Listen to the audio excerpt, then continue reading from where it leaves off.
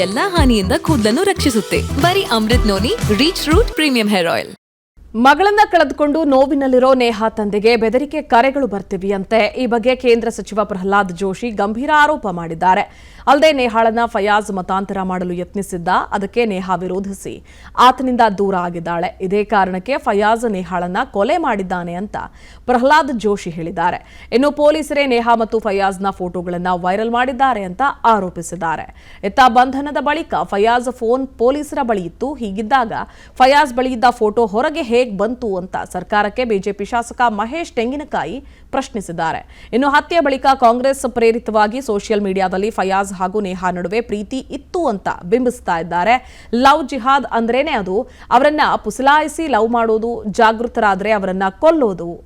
ಈ ಸರ್ಕಾರದ ಗ್ಯಾರಂಟಿ ಅಂದ್ರೆ ಅದು ಲವ್ ಜಿಹಾದ್ನ ಗ್ಯಾರಂಟಿ ಅಂತ ಬಿಜೆಪಿ ಶಾಸಕ ಅರವಿಂದ್ ಬೆಲ್ಲದ್ ಕಿಡಿಕಾರಿದ್ದಾರೆ.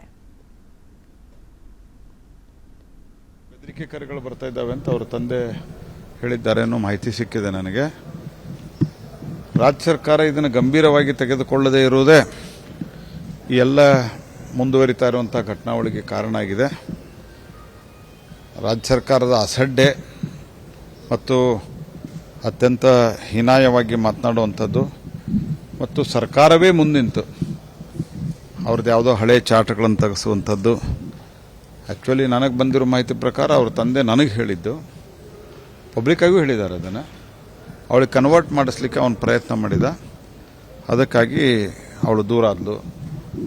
ಈ ಥರದ ಅನೇಕ ಸಂಗತಿಗಳು ಹೇಳಿದ್ದಾರೆ. ನಾನು ಅವ್ರು ಹೇಳಿದ್ದು ಎಲ್ಲವನ್ನು ಹೇಳೋದಲ್ಲಿ ಇಲ್ಲಿ ನಮಗೆ ಬೆದರಿಕೆ ಕರೆಗಳು ಬರ್ತಾ ಇದ್ದೆ. ನೋಡ್ರಿ, ಇನ್ವೆಸ್ಟಿಗೇಷನ್ ನಡೆದಾಗ ಯಾವಾಗ ಇನ್ನು ಮಟ್ಟ ಯಾವ ಹೊರಗೆ ಬರಲಾರ್ದಂತ ಫೋಟೋಗಳು, ವಿಡಿಯೋಗಳು ಇವತ್ತು ಇಮಿಡಿಯೇಟ್ ಹೆಂಗ್ ರಿಲೀಸ್ ಆಫ್ಟರ್ ಮುಖ್ಯಮಂತ್ರಿಗಳು, ಗೃಹ ಸಚಿವರು ಹೇಳಿಕೆ ಕೊಟ್ಟು ಮುಂದೆ 4-5 ತಾಸನಾಗ ಎಲ್ಲಾ ಫೋಟೋ ರಿಲೀಸ್ ಆದವು. ಎಲ್ಲಿಂದ ರಿಲೀಸ್ ಆದವು? ಅಲ್ಲ, 1 ಮಿನಿಟ್, ನಾನು ಅದನ್ನ ಹೇಳಕತ್ತೀನಿ. ಫೋನ್ ನಿಮ್ ಕಡೆ ಇದ್ದಾಗ ಫೋಟೋ ಹೊರಗೆ ಹೆಂಗ್ ಬಂತು ಅದನ್ನ ಹೇಳ್ರಿ ಫಸ್ಟ್. ಎಲ್ಲಿಂದ ಬಂದು ಫೋಟೋಗಳು ಹೊರಗೆ? ಇಷ್ಟು ದಿವಸ 1 ಮಿನಿಟ್ ನಾನೇನ್ ಹೇಳ್ತೀನಿ, ಇಷ್ಟು ದಿವಸ ಏನು ಇಲ್ಲದವ್ರನ್ನ ಈಗ ಆಗಿ ಯಾವಾಗ ಮುಖ್ಯಮಂತ್ರಿ ಹೇಳಿಕೆ ಕೊಟ್ರು, ಗೃಹ ಸಚಿವರು ಹೇಳಿಕೆ ಕೊಟ್ರು, ತದನಂತರ ಇವೆಲ್ಲ ಬಂದು ಅಷ್ಟು ಹೊರಗಡೆ.